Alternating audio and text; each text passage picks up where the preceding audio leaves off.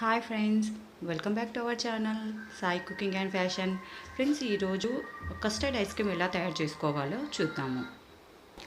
వాటికి కావాల్సిన పదార్థాలు: ముందుగా కస్టర్డ్ పౌడర్ తీసుకోవాలండి. ఇది వచ్చేసి 4 టేబుల్ స్పూన్స్. ఇక్కడ నేను క్రీమ్ తీసుకున్నాను. క్రీమ్ లేని వాళ్ళు పాల మీద మీగడ తీసుకోవచ్చు. షుగరు, తర్వాత కాచి చల్లార్చిన పాలు, ఫుల్ క్రీమ్ మిల్క్ 1/2 లీటర్ తీసుకున్నాను. నేను చూపిస్తున్నాను చూడండి, ఇది తీసుకున్నాను నేను. నా దగ్గర పాల మీద మీగడ అనేది అవైలబుల్గా లేదు. సో మీకు ఉంటే క్రీమ్కి బదులుగా మనం పాల మీద మీగడ వేసేసుకోవచ్చు. అలా వేయడం వల్ల ఏంటంటే మనకు చాలా స్మూత్గా వస్తుంది. ఐస్ క్రీమ్ చేసిన తర్వాత తినేటప్పుడు కూడా చాలా స్మూత్గా ఉంటుంది.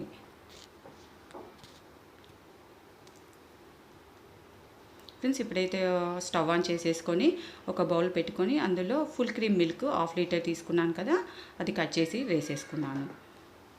ఫ్రెండ్స్, ఇప్పటి వరకు ఛానల్ని సబ్స్క్రైబ్ చేసుకునే వాళ్ళు సబ్స్క్రైబ్ చేసుకోవడం మర్చిపోవద్దు. అలాగే ఫస్ట్ టైం చూస్తున్న వాళ్ళు కూడా సబ్స్క్రైబ్ చేసుకోండి. పక్కనే ఉన్న బెల్ బటన్ని ప్రెస్ చేయండి. ఆల్ అనేది ప్రెస్ చేయడం వల్ల మీకు నా నోటిఫికేషన్స్ అనేది రెగ్యులర్గా వస్తాయి. ఇప్పుడు కస్టర్డ్ పౌడర్ తీసుకున్నాం కదా, అందులో కాచి చల్లార్చిన పాలు కలిపేసుకోవాలండి. ఉండలు లేకుండా కలిపేసుకోవాలి.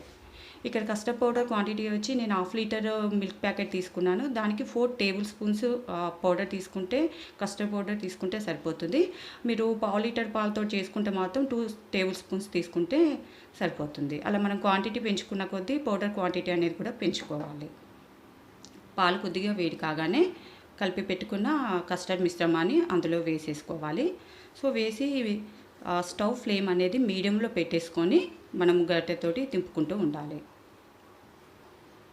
చూడండి, కన్సిస్టెన్సీ అనేది ఎలా వచ్చేసింది, దగ్గరికి అయిపోతుంది. ఈ టైంలో మనము షుగర్ తీసుకోవాలి.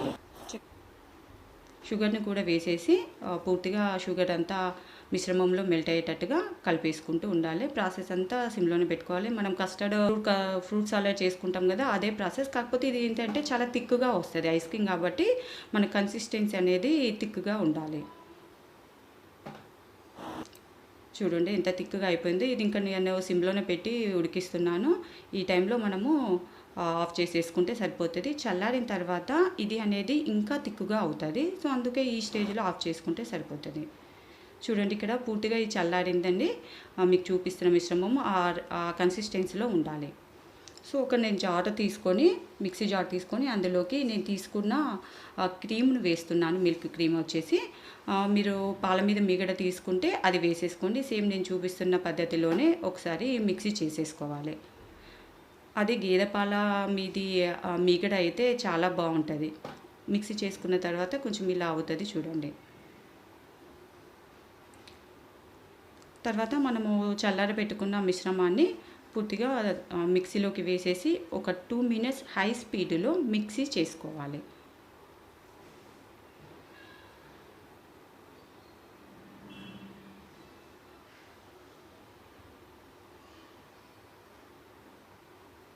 మిక్సీ చేసుకున్న తర్వాత మనకు ఈ విధంగా వస్తుంది. పైన ఎయిర్ బబుల్స్ లాగా ఫామ్ అయ్యాయి.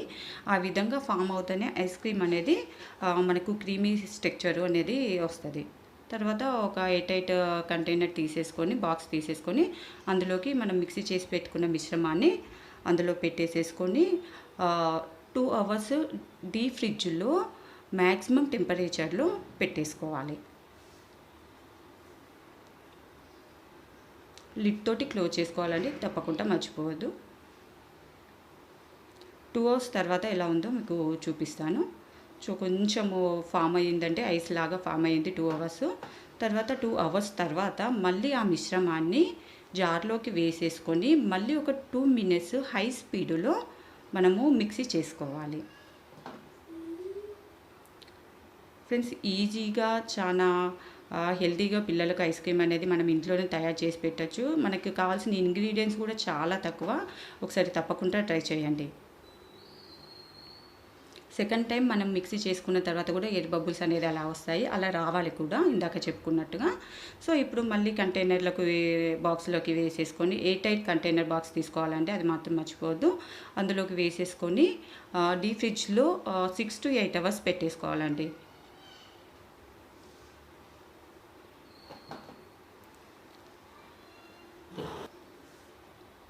ఇప్పుడు నేను 8 అవర్స్ తర్వాత ఎలా ఉందో చూపిస్తాను.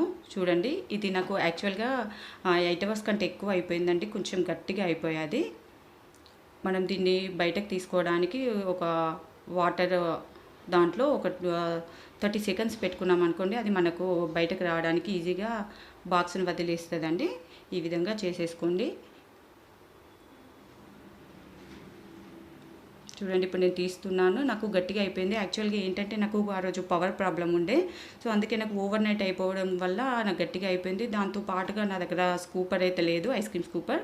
అందు గురించి నాకు కొంచెం హార్డ్‌గా అయితుంది. మీరు 8 అవర్స్ పెట్టుకున్నారనుకోండి, ఈజీగా పర్ఫెక్ట్‌గా మీకు వచ్చేస్తది. ఫ్రెండ్స్, తప్పకుండా ట్రై చేయండి. అలాగే ఈ వీడియో నచ్చినట్లయితే షేర్ చేయండి. సబ్స్క్రైబ్ చేసుకోవడం మాత్రము మర్చిపోవద్దు. Thank you for watching.